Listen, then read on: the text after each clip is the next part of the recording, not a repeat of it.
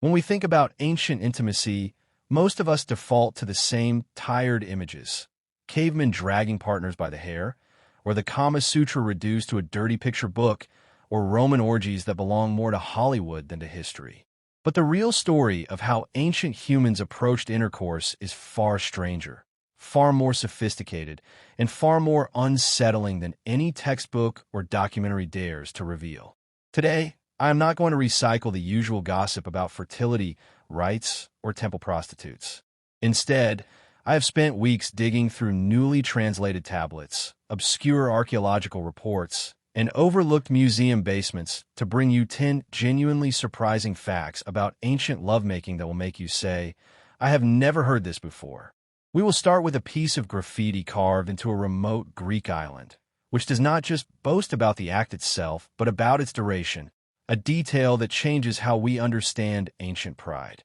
Then we will travel to Mesopotamia, where a wild man was turned into a civilized human not by food or clothing, but by a 2-week marathon of physical union that most modern translations still get wrong. We will examine a wooden object from a Roman fort that might be the oldest intimate toy ever found. Or, just as intriguingly, it might be a magical pestle for warding off evil, because the Romans loved to blur the line between pleasure and superstition. We will dismantle the myth of Corinth as the ancient world's wildest party city, because modern archaeology suggests that whole story might have been invented by jealous rivals. We will read cursed tablets that give us a rare, unfiltered voice of ancient women who used magic not as a cry of desperation, but as a calculated tool of relationship control, and who expected to be able to undo their spells whenever they wished. We will revisit the Kama Sutra and discover that 80% of it has nothing to do with physical positions. It is actually a manual for music, poetry, cooking, and female empowerment, treating pleasure as 1/3 of a balanced life alongside duty and wealth. We will uncover bronze objects from Han Dynasty China that were used not only by concubines in private moments, but also in same-gender pairings and even in stage performances for their masters, revealing a fluidity that classical Chinese language could not even name. We will gaze at Moche pottery from Peru, where skeletons and animals engage in intercourse alongside humans, proving that ancient people saw physical union as something that transcended death itself. We will look at the Turin erotic papyrus from Egypt and realize it is not pornography, but satire, a comedic sketch meant to make people laugh during religious festivals, not to arouse them. And finally, we will hold up the oldest known depiction of human intercourse in the entire world, an 11,000-year-old figurine from the Middle East that is deliberately androgynous, showing that our ancestors thought about intimacy in ways that completely defy our modern binary categories of gender and orientation. Each of these points deserves a deep dive, so let us begin our journey with the triumphant graffiti of Astapalea, because it sets the tone for everything that follows. Ancient people were not shy, they were not simple, and they certainly were not boring. Our first stop is the remote Aegean island of Astapalea, a rocky outpost that looks like it has not changed in thousands of years. In 2014, a team of archaeologists climbing over the island's hillsides made a remarkable discovery: hundreds of ancient graffiti carved directly into the natural rock outcrops, dating back to the 5th and 6th centuries BC. Most of these are simple names or love declarations, the ancient equivalent of scratching your initials into a tree. But one inscription, carved around 550 BC, stands out because of its sheer audacity. It reads in ancient Greek, "Nikos was here mounting Timiona." Now, that alone is already more explicit than most museum curators like to admit, but the truly shocking detail lies in the grammar. The inscription uses the past continuous tense, which means it does not simply say that Nikos mounted Timiona at some point in the past. It says he was mounting, implying that the act was ongoing, prolonged, and extended over a significant period of time. This is not a quick boast scratched into stone after a fleeting encounter. It is a triumphant declaration of endurance, a public brag carved into the mountainside for every passerby to see and envy. What makes this even more extraordinary is the historical context. This graffiti was created decades before the Acropolis in Athens was even built, at a time when most of the Greek world was still emerging from its dark ages. So the next time someone tells you that ancient societies were prudish or repressed, you can point to this single inscription and say that, no, they were openly celebrating the duration of their intimate encounters on public rock faces, with a grammatical precision that leaves no room for misinterpretation. This was not shameful. It was a source of pride, and the fact that it has survived for over 2.5 millennia means that we are reading the thoughts of a man who wanted the world to know exactly how long he could last. Most of these are simple names or love declarations, the ancient equivalent of scratching your initials into a tree. But one inscription, carved around 550 BC, stands out because of its sheer audacity. It reads, in ancient Greek, Nikos was here mounting Timiona. Now, that alone is already more explicit than most museum curators like to admit, but the truly shocking detail lies in the grammar. The inscription uses the past continuous tense, which means it does not simply say that Nikos mounted Timiona at some point in the past. It says he was mounting, implying that the act was ongoing, prolonged, and extended over a significant period of time. This is not a quick boast scratched in a stone after a fleeting encounter. It is a triumphant declaration of endurance, a public brag carved into the mountainside for every passerby to see and envy.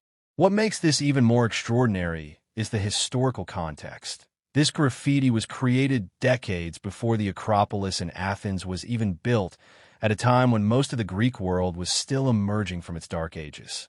So the next time someone tells you that ancient societies were prudish or repressed, you can point to this single inscription and say that, no, they were openly celebrating the duration of their intimate encounters on public rock faces, with a grammatical precision that leaves no room for misinterpretation. This was not shameful. It was a source of pride, and the fact that it has survived for over 2.5 millennia means that we are reading the thoughts of a man who wanted the world to know exactly how long he could last. Now, let us move from the Greek islands to the cradle of civilization, Mesopotamia.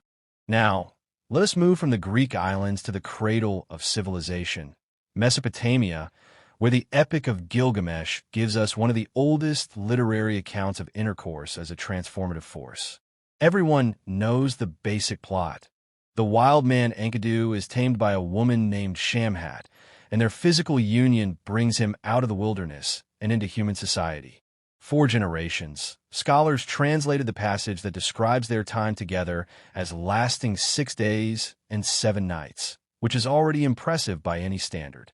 But here is the fact that virtually no popular retelling mentions a newly reconstructed fragment of the cuneiform tablet, published only in the last few years, corrects that number with startling precision. It was not 6 days and 7 nights. It was 2 full weeks, 14 days and nights of continuous lovemaking. That is not a typo. That is a deliberate narrative choice by the ancient poet. Why does this matter so much? Because in Mesopotamian thought, intercourse was not merely a physical act of pleasure or procreation. It was the literal mechanism that transformed a beast into a civilized human being. Enkidu does not become human by eating bread, wearing clothes, or learning language. Those things come later. The catalyst for his civilization is the prolonged, repeated act of physical union with Shamhat. The story treats intercourse as the ultimate civilizing force, a sacred and powerful ritual that bridges the gap between the animal and the human. And yet, almost every modern adaptation, from movies to comic books, still uses the old, shorter number, completely missing the point that the ancient scribes were trying to make. That this was not a quick encounter, but a marathon of transformation, a 2-week ordeal that fundamentally rewired Enkidu's very nature. This single correction changes how we understand the entire epic, and it is a perfect example of how a small philological detail can overturn centuries of received wisdom. From literature, we turn to archaeology, specifically to a tiny wooden object that has baffled experts for decades.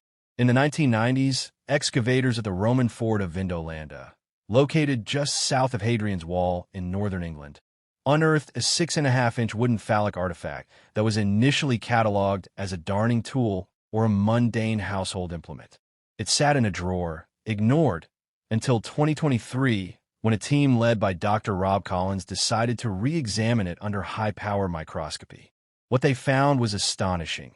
Both ends of the object were worn incredibly smooth, and the wear pattern was not consistent with thread or textile work. Instead, it showed signs of repeated, deliberate friction, suggesting that it had been used regularly for a very different purpose. This immediately raised the possibility that it was one of the oldest known intimate toys from the Roman world, possibly the earliest wooden example ever found in the former Roman Empire. But here is the rarely mentioned twist that makes this object so fascinating. Dr. Collins himself has openly admitted that we cannot be certain of its function. It might indeed have been a toy for solitary pleasure, but it could also have been a pestle for grinding cosmetics, given the fine wear on its surface. Or, and this is where it gets truly interesting, it might have been a ritual object, specifically a fascinum, which was a magical phallus that Romans believed could ward off the evil eye. Such objects were often slotted into statues or hung around the necks of children for protection, and they were rubbed or touched not for arousal, but for luck and safety. So this single piece of carved wood sits in a beautiful gray area. It could be practical, pleasurable, or protective, and it is entirely possible that it served all three functions at different times. The ambiguity is precisely what makes it so compelling, because it reminds us that ancient people did not compartmentalize their lives the way we do. Intercourse, magic, cosmetics, and daily survival were all tangled together, and a simple wooden stick could easily cross from one realm to another without any contradiction. Now, let us shatter one of the most persistent myths in ancient history, the legend of Corinth as the ultimate party city. Ancient authors, including the geographer Strabo, claimed that the Temple of Aphrodite in Corinth employed more than 1,000 sacred prostitutes, and that the city's wealth and fame were built on this trade. The famous Greek saying, "Not for every man is the voyage to Corinth," became a shorthand for expensive and risky pleasure, implying that only the rich could afford the city's famous services. For centuries, historians accepted this as fact, and it has been repeated in countless books and documentaries. But here is the uncomfortable truth that modern archaeology has uncovered. The temple itself was physically quite small, far too tiny to accommodate 1,000 women, let alone all the logistics required to house and feed them. The contemporary inscriptions and financial records from Corinth mention no such institution, and the accounts that describe the 1,000 prostitutes come from authors who lived centuries later, in a different time and place, and who had never actually visited Corinth.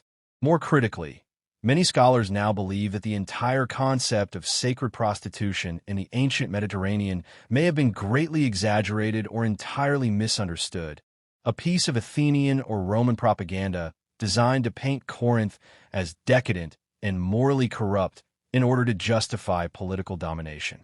There is also the possibility that earlier historians confused ritual sexual offerings with other forms of temple service, mistaking priestesses for prostitutes. The archaeological record simply does not support the legend. So is ancient Corinth really the wild, hedonistic playground that popular history makes it out to be? Probably not. But the truly obscure detail that rarely gets mentioned is the instruction she includes for the future. She explicitly states that she expects to be able to dig up the tablet and undo the spell whenever she wishes, indicating that this was not a desperate, one-time plea born of jealousy or despair. Instead, it was a calculated act of autonomy, a magical contract that she intended to control and revoke at her own discretion. This gives us an undiluted picture of female agency in a world where women had few legal rights. She was not a passive victim. She was actively managing her relationship through the only tools available to her: ritual, magic, and a firm belief in the power of the written word. These cursed tablets are one of the few places where we hear ancient women speaking in their own voices, and what they say is not about submission, but about strategy, control, and a surprising level of confidence. Macedonia expected her magic to work, but she also expected to be the one who decided when it should stop. And that detail transforms her from a historical footnote into a living, thinking person who navigated her intimate life with remarkable assertiveness.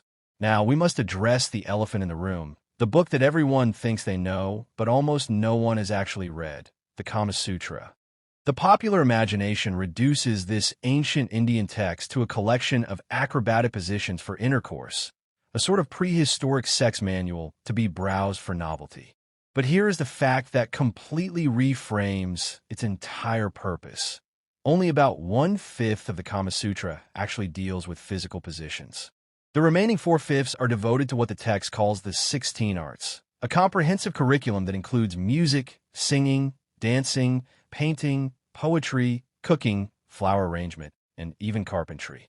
The author, Vatsyayana, was not writing a guide to bedchamber gymnastics. He was writing a manual for living a cultivated, balanced, and aesthetically refined life. He argued that a person who could not sing, dance, or appreciate poetry would never be a satisfying intimate partner, because pleasure was not just about the body but about the mind and the soul. Furthermore, the Kama Sutra devotes extensive chapters to female pleasure, actively encouraging women to explore their own fantasies and desires, and it explicitly acknowledges same-gender relationships without moral judgment, treating them as a natural part of the spectrum of human experience. The text also situates intercourse within a broader philosophical framework, where pleasure, or kama, is one of 3 legitimate goals of life, alongside duty, or dharma, and wealth, or artha. None of these is more important than the others. They are meant to be pursued in balance. So when you reduce the Kama Sutra to a picture book of sexual positions, you are missing 80% of its wisdom and completely ignoring its true message. That intimacy is a form of art, and art requires cultivation. It is a guide to becoming a complete human being, not just a skilled lover. And that profound insight is almost always lost in the modern, sensationalized retellings. From India, we travel to Han Dynasty China, where archaeological discoveries have uncovered a set of objects that challenge our assumptions about ancient female intimacy. Excavations from Western Han Dynasty grave sites, dating back over 2,000 years, have yielded molded bronze phalli, crafted with remarkable anatomical detail and clearly designed for repeated use. These are not crude or improvised objects. They're finely made, suggesting that they were valued possessions. But the context is what surprises most researchers. Based on the grave goods and the positioning of these objects, historians believe they were used by concubines living in the inner chambers of elite households. However, they were not only used in solitary moments. Evidence from contemporary textual references and artistic depictions suggests that these bronze implements were also employed in same-gender pairings among concubines.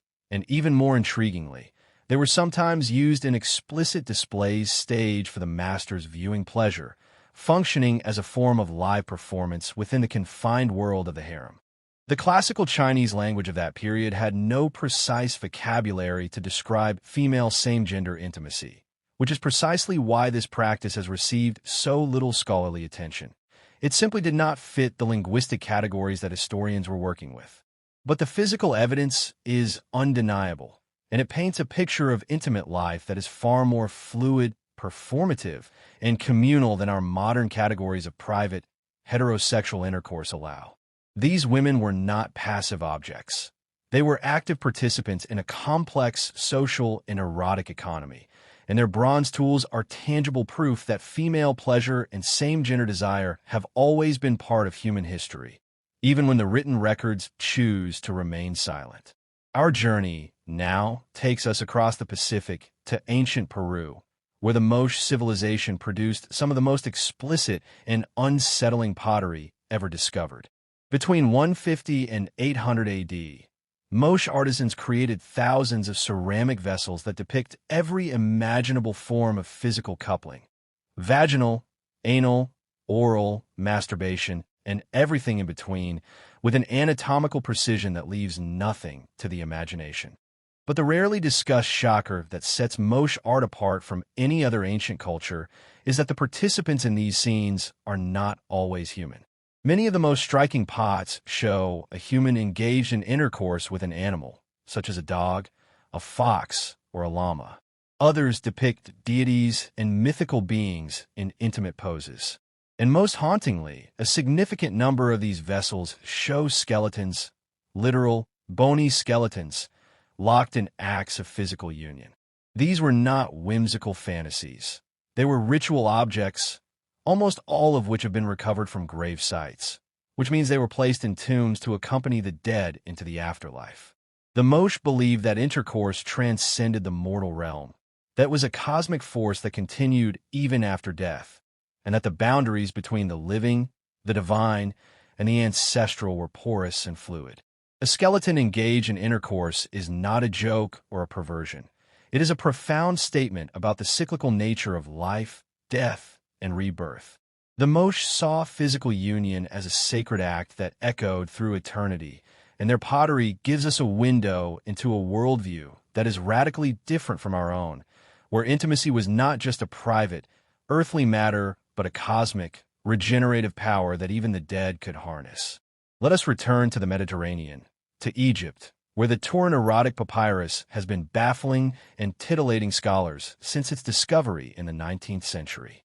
This 8.5-foot scroll, found in the workers' village of Deir el-Medina, contains 12 explicit vignettes showing couples in various positions of intercourse, rendered with a graphic detail that led early Egyptologists to dub it the world's first men's magazine. For decades, the papyrus was kept locked away from public view, deemed too obscene for polite society. But when modern researchers finally subjected it to serious art historical analysis, they discovered that the popular label was completely wrong. The Turin papyrus is not pornography, it is satire. The explicit scenes are interwoven with whimsical animal fables, mice driving chariots, baboons playing harps, and birds acting as human servants. The juxtaposition is deliberately comedic, and the overall tone is one of ribald humor rather than arousal.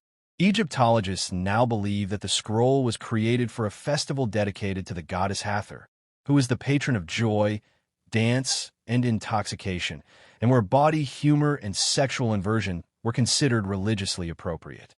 The papyrus was meant to make people laugh, to remind them that the body and its functions are not just serious but also delightfully absurd. It is a comedy sketch, not a dirty book, and the fact that it was hidden away for so long says more about Victorian prudishness than about ancient Egyptian sensibilities. When we finally look at it without our modern filters, we see a playful, sophisticated piece of entertainment